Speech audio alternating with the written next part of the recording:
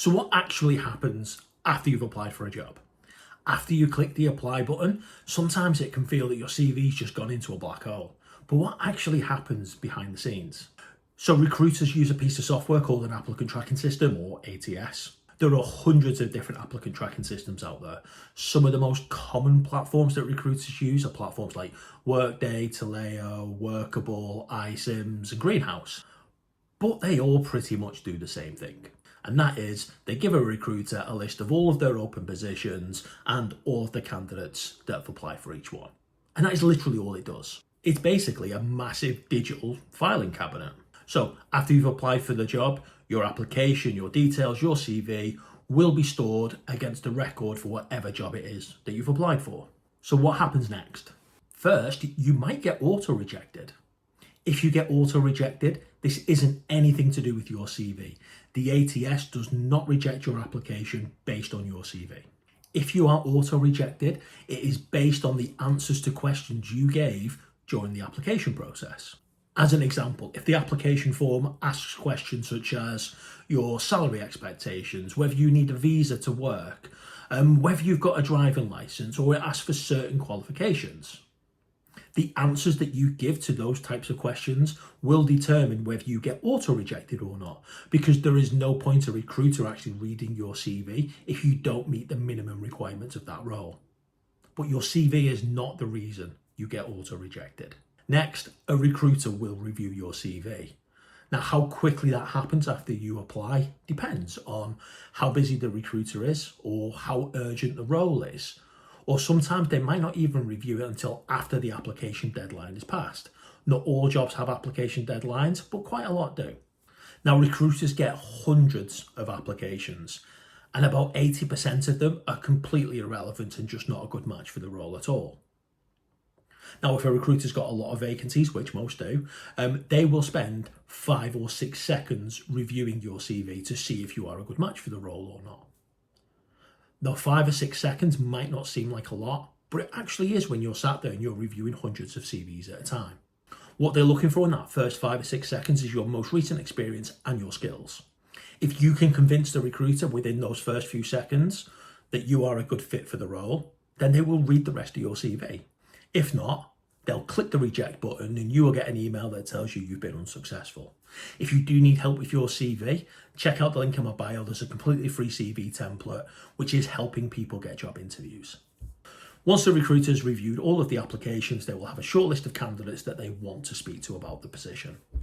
They'll either just call you and have a pre-screening call there and then, or they'll drop you an email to rearrange a time to have that pre-screening call. Now, the mistake that a lot of people make is they don't treat this pre-screening call like a job interview. And that's exactly what it is. It is a job interview because the recruiter is going to make a decision after that call whether they are going to progress you to the next stage of the process or not. So make sure that you treat that call like an interview. Now, during that call, what the recruiter will do is try and understand a bit more about you, a bit more about your experience, and tell you more about the role. They'll cover basic requirements like your salary expectations and your notice period. Make sure at this point you are really clear with your salary expectations and what you are looking for, because there is no point in either of you progressing down the rest of the process if your salary expectations aren't in line with the budget for the role. So make sure you're really clear with that from the very beginning.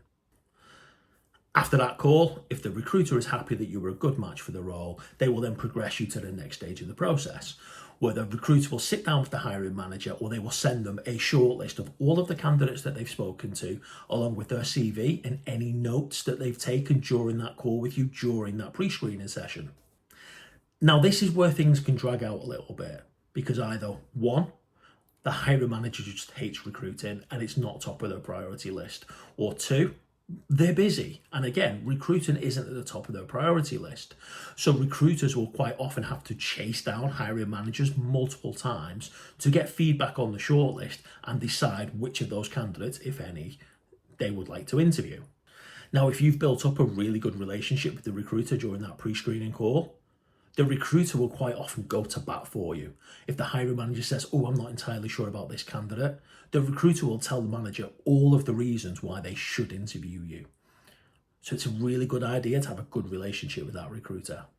Eventually, the hiring manager agrees who they want to see from the shortlist, and then the recruiter will reach out to you to arrange the interview and all that type of stuff. Now, I'll talk through the interview process and the offer process in another video, which I'll call part 2.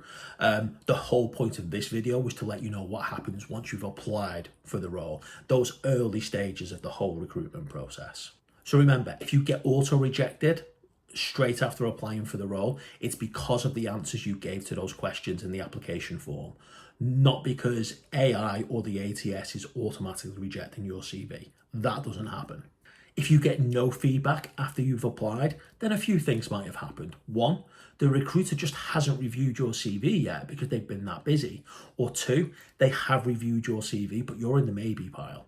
They've got other candidates on their shortlist they want to speak to first, and you're in the maybe pile. So you haven't been rejected yet, so you've not had the email to tell you that they're not progressing, but you haven't had the call from the recruiter yet because you're in the maybe pile. They're waiting to see how those calls go first.